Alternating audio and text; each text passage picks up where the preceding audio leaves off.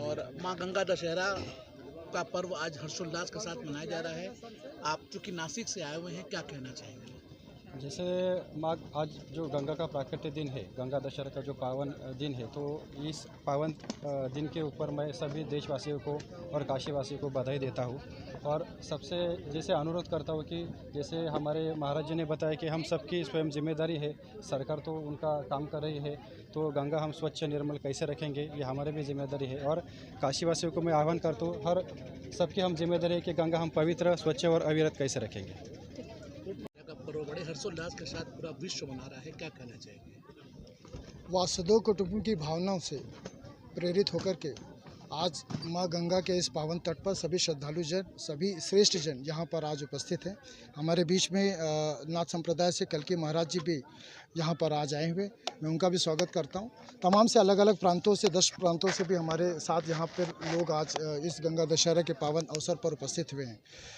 आप देखिए कि राजा भगीरथ का जो एक तपस्या थी, जो एक कहते हैं कि हजारों वर्षों से जिन्होंने तपस्या की और माँ गंगा का उन्होंने आह्वान किया और जो आशीर्वाद प्राप्त विष्णु से करके शिव जी ने अपनी जटाओं से जिस तरीके से माँ गंगा की धीरे धीरे धारा को उन्होंने पृथ्वी लोक पर भेजा, आज वो हम सब के लिए सामने यहाँ साक्ष्य के रूप में यहाँ पर विद्यमान है।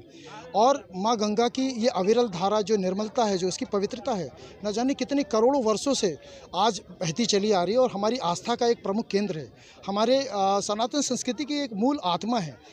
साथ में इस गंगा के पावन तट पर देखिए, यहाँ पर कोई ना ऊंचा है, ना कोई नीचा है, ना किसी का रंग है, ना रूप है, और कोई यहाँ पर किसी की प्रकार का कोई भेदभाव नहीं। माँ के आंचल में जो भी आते हैं, माँ तो सबके लिए जैसे बराबर है, उसके रूप में सभी संतानें जो बराबर है। आज देख लीजिए, यहाँ एक सुंदर आपको अनुभव मिलेगा कि यहाँ पर हर जाति संप्रदाय के लोग यहाँ पर आज उपस्थित हैं, अलग अलग विचारों के भी लोग उपस्थित हैं।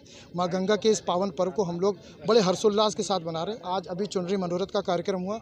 माँ गंगा को हम लोगों ने अपने आस्था के इस कहते हैं कि गहराइयों से हम लोगों ने माँ को चुनरी अर्पित किया और 56 भोग का भी हम लोगों ने कार्यक्रम रखा हुआ है।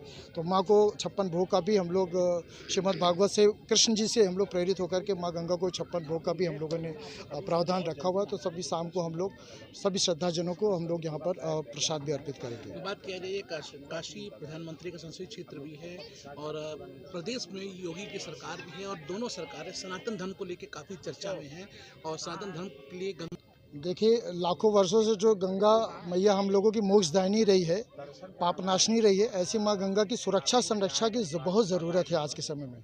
और सरकार अपना काम कर रही है, सरकार अपना काम कर रही है, उसको करने दीजिए। हमारी जनता से अब ये एक अपील है कि हम सबकी नैतिक जिम्मेदारी बनती है कि किस तरीके से हम सारे लोग मिलकर के माँ गंगा के इस पावन तट को हम लोग स्वच्छ रखें, उनकी निर्मलता और पवित्रता को हम लोग बनाए रखें, क्योंकि हम लोगों का एक सामूहिक प्रयास है। और सभी के पूर्वजों को तारने वाली माँ गंगा किसी के लिए यहाँ भेदभाव नहीं रहा है। तो जिस तरीके से उनकी निरंतरता, उसकी अविरलता आज हम लोगों के बीच में विद्यमान है, उसको हम लोग अपने भाव में सजो करके रखें। और यही संदेश हम आपके चैनल के माध्यम से देना चाहते हैं।